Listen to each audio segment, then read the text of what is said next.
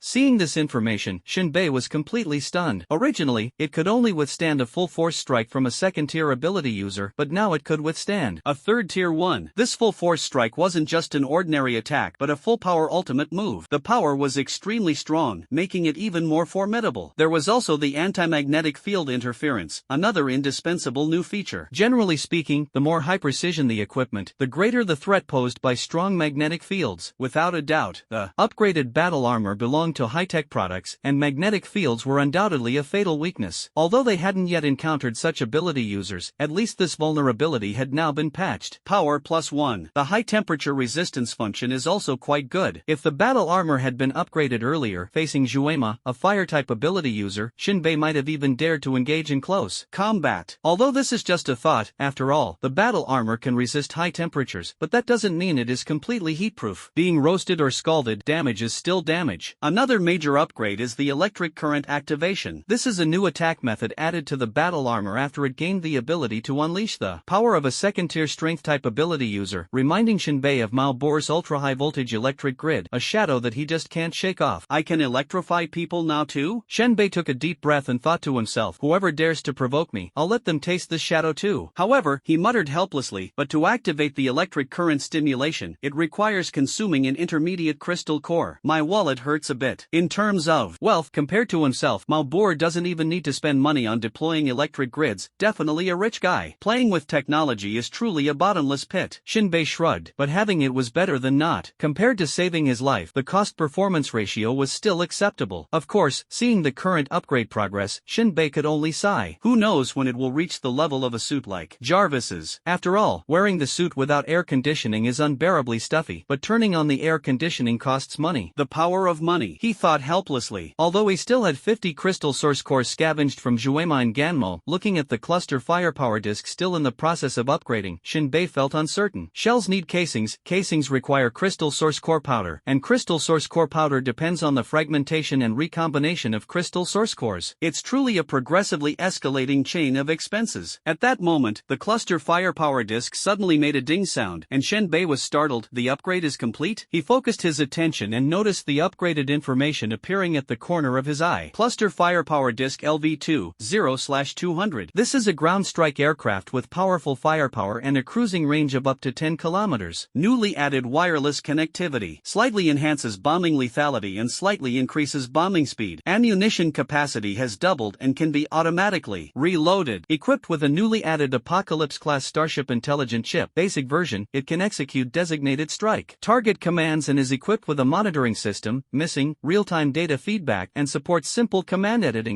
After reading the information, Shinbei found that the text description in the first half hadn't changed much, while the second half had added several highly practical features due to the newly included Apocalypse-class Starship intelligent chip. The designated target strike function made Shinbei incredibly surprised. You have to know, whether it was Shelter 36 or his cluster fire frisbee, their bombing capabilities were second to none, but precision strikes had always been a headache for him. In other words, the cluster fire frisbee could previously only achieve 360-degree bombing within its own radius. As for where the bombs would land, that was left to chance. This was also why, the first time Shinbei used the cluster fire frisbee to bomb enemies, he had to hover it above his own head. Moreover, he had to follow up with additional shots. But now, with the chip added to the cluster fire frisbee, it already possesses the ability to strike designated targets. Air-to-ground strikes are even stronger now. Shinbei couldn't help but feel delighted. Compared to the carpet bombing style of indiscriminate attacks, he preferred precision strikes, like a sniper rifle. Although high-speed multi-barrel heavy machine guns had a wider range of destruction, they were never as intriguing as a sniper rifle. Surveillance system, Sky Eye? Shinbei thought this was also an important upgrade, allowing him to gain a bird's-eye view of the battlefield from within the battle armor. Cameras were easy to obtain, but the problem was, letting the cluster firepower disk openly scout for images on the battlefield would definitely not escape concentrated enemy fire. That was a tough problem. Shinbei deeply understood how much effort it took to upgrade a cluster firepower disk. If it got damaged, it would be heartbreaking. Although he could simply edit the instructions to make the disk avoid enemy attacks as much as possible. The incomplete chip's computational power was far from enough to handle the ever-changing battlefield scenarios. A bit of a letdown. Shinbei shrugged his shoulders, but at least it was better than nothing. At that moment, the crystal source fragmentation and recombination device completed its work, ejecting 24 shell casings. Shinbei curiously examined the casings, which were a bluish-gray iron color, strikingly different from the standard shells of shelter number 36. Immediately, Shinbei got busy, taking out high explosives in crystal source core powder, filling them in according to the ratio. Before long, he had finished processing one usable shell after another. Modified cluster bomb. The shell is infused with true spirit elements, making shaping more convenient and silent during launch. The interior is loaded with crystal core fragments, significantly enhancing explosive lethality.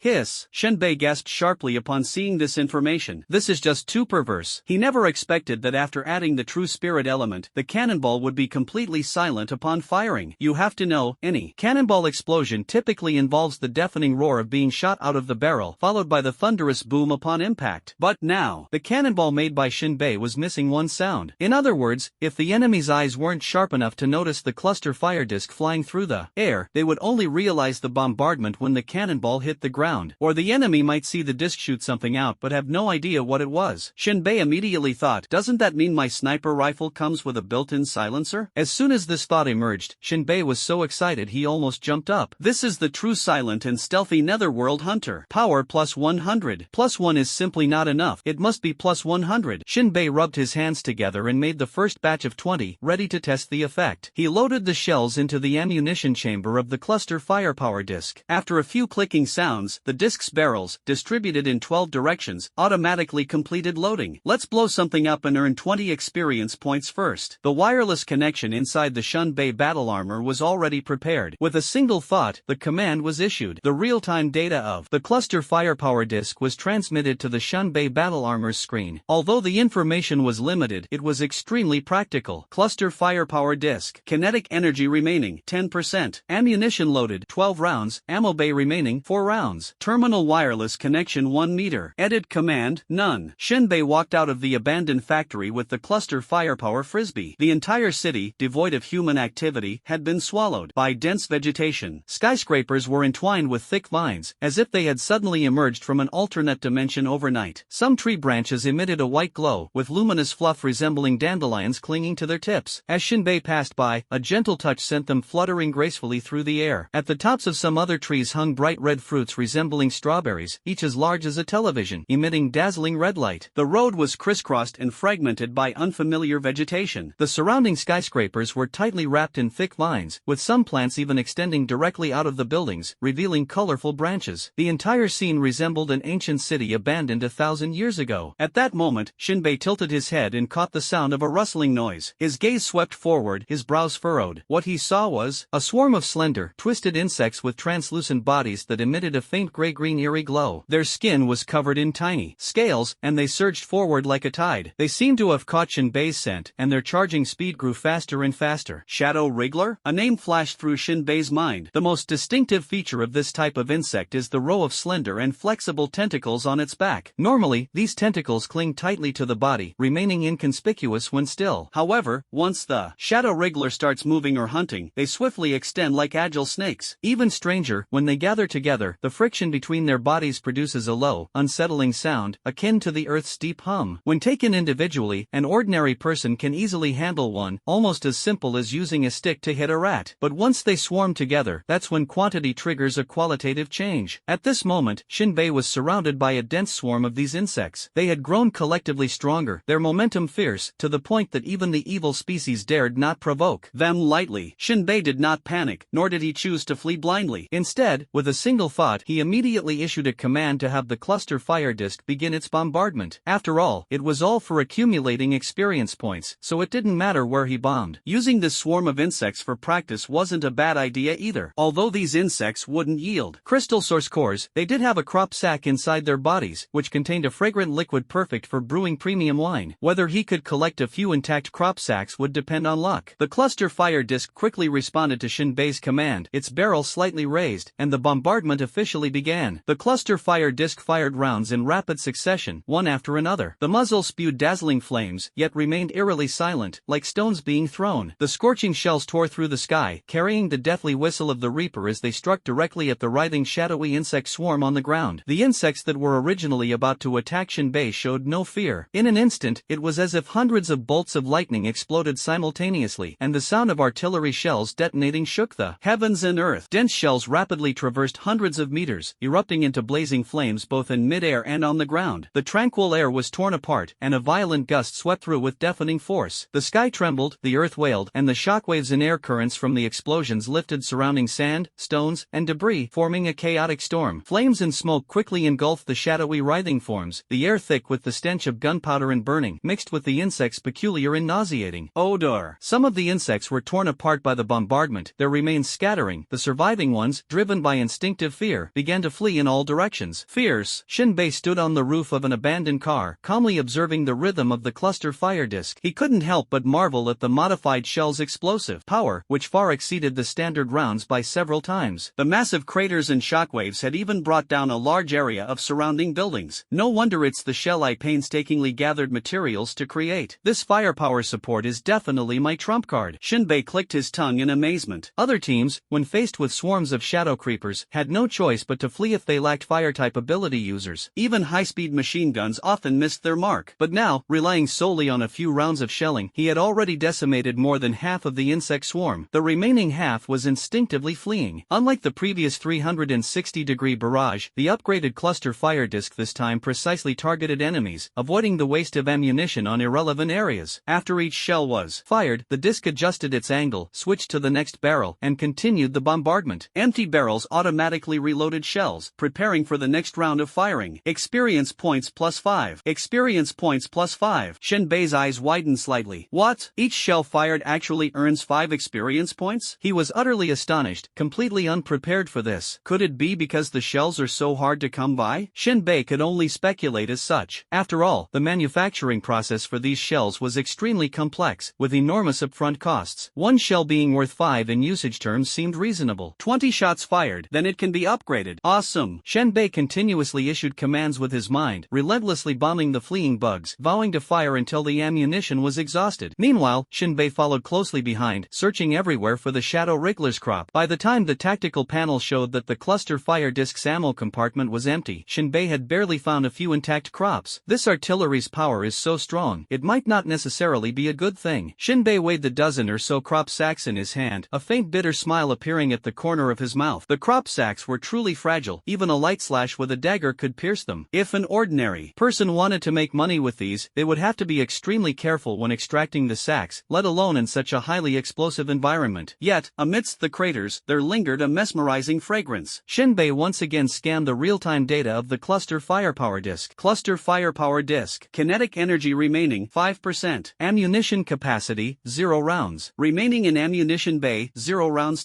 Terminal wireless connection 300 meters.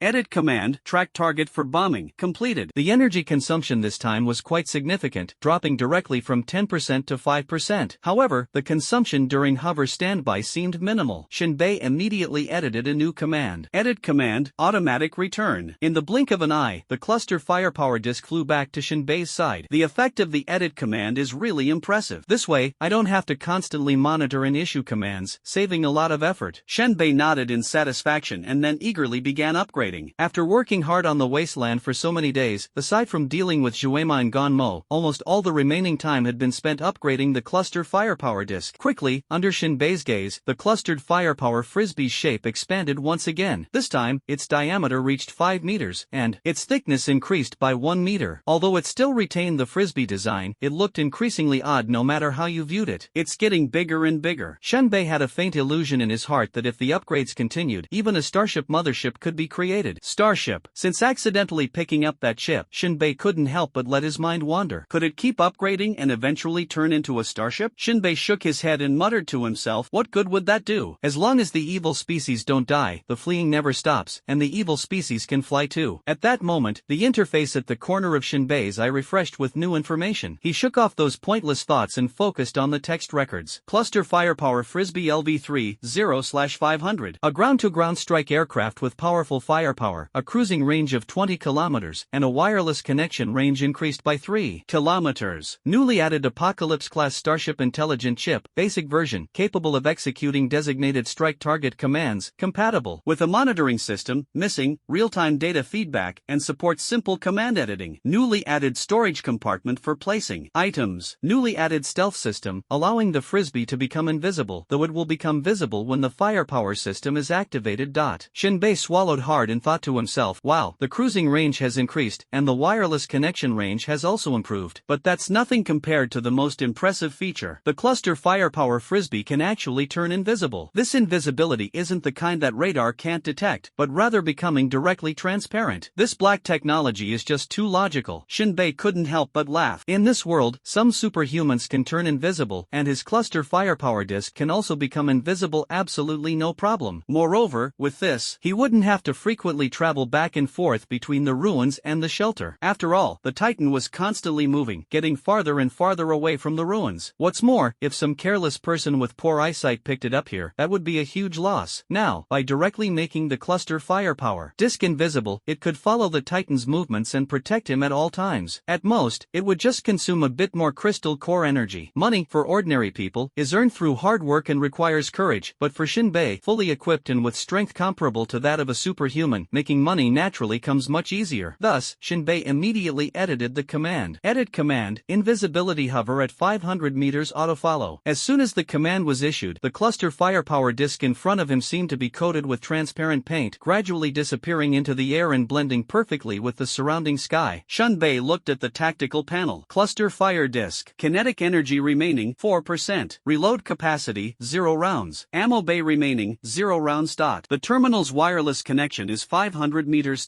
Edit commands, invisibility float at 500 meters autofollow. Shinbei was overjoyed. When he returned to the abandoned factory later, he would place the crystal source crushing device into the cluster fire disc. This way, he could securely store both important items. Shinbei looked toward the south. Otherwise, if the shelter gets lost, I wouldn't even know. Shinbei returned to the abandoned warehouse. After continuing to make some shell casings in crystal source powder, he carefully packed everything away. Once he had cleared all traces, he walked out of the ruined city and stepped into the vast wilderness. Again, with the assistance of his battle armor, Shinbei maintained a steady speed of 30 kilometers per hour, heading toward shelter. 36. Generally speaking, Titans rarely turn, so as long as he kept moving forward, he would eventually reach his destination. The next day, Shinbei returned to the shelter safely. However, to his surprise, he couldn't find his home. In other words, the rental house that had been following the Titan was gone. Shinbei was momentarily bewildered, repeatedly searching between the RVs for the rental house, but to no avail. Left with no choice, he went to a bar, where he happened to see Rock drinking. When Rock saw him for the first time, he was utterly shocked, sizing Shinbei up and down, even reaching out to pinch his body. "You've got to be kidding me, you're still alive?" Rock exclaimed, his face full of disbelief. Shinbei sat down with a hint of confusion, ordered a glass of water, gulped it down, and moistened his already parched throat. "Why can't I stay alive?" Shinbei retorted. Rock burst into hearty laughter, gripping Shinbei's hand tightly. "You really are lucky. A few days ago, the rental house you were living in was attacked by a giant maw earth-burrowing beast. The entire building was swallowed, leaving only one little boy alive. Everyone else, TSK, gone." Shinbei's eyes flickered, and his mouth twitched a few times. No wonder he couldn't find his rental house, it had been swallowed by that giant maw earth-burrowing beast. These ferocious beasts can grow up to 100 meters long, with mouths occupying most of their heads, filled with sharp, twisted fangs. They seem capable of tearing through anything, whether it's solid metal or thick stone walls. Nothing stands a chance against them. In the wilderness, apart from beast tides, this type of ferocious beast causes the most damage to houses. Every shelter has recorded cases of it swallowing RVs. What's worse, they are impossible to guard against. This is because the giant-mouthed burrowing beast hides underground. When a Titan passes by, it doesn't dare to act recklessly, behaving as obediently as a dog. But when an RV passes by, the giant-mouthed burrowing beast, hidden underground, suddenly bursts out of the earth like a dragonfish leaping out of the water, snapping up one RV at a time with a crunch. After swallowing its prey, it burrows back underground and vanishes without a trace. Not to mention ordinary people, even those with special abilities are helpless against it, forced to watch their losses in frustration. Cluster firepower frisbee LV2 0/200. Shinbei took a deep breath. He had been in the wilderness these past few days and had luckily avoided disaster. After calming himself, he asked another question: who survived? He secretly hoped it was the landlord who allowed him to delay rent payments. After all, this guy had some skills. He managed to get an RV and still allowed rent to be overdue. For Shinbei, who was dealing with a bottomless money pit, saving even a little was a relief. But Rock's answer took Shinbei by surprise. "It's a little boy named K."